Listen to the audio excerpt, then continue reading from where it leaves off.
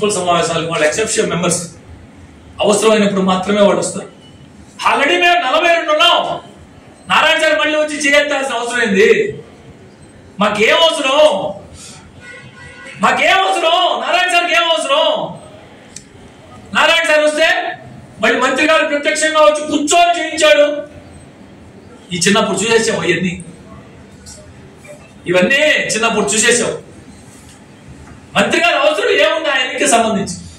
Yes, మంత్రి గారు మేము అందరం పోయి మంత్రి గారిని కలిసి అక్కడి నుంచి ఎన్నికపోయాం.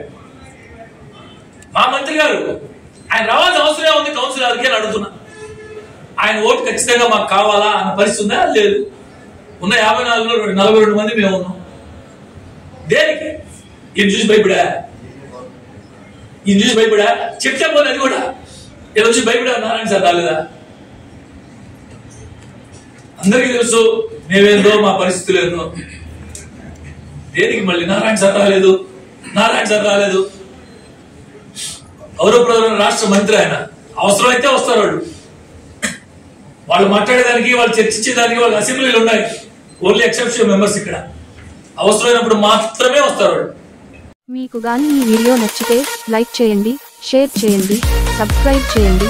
మరిన్ని వీడియోల కోసం గంట సింబల్ ని ట్యాప్ చేయండి.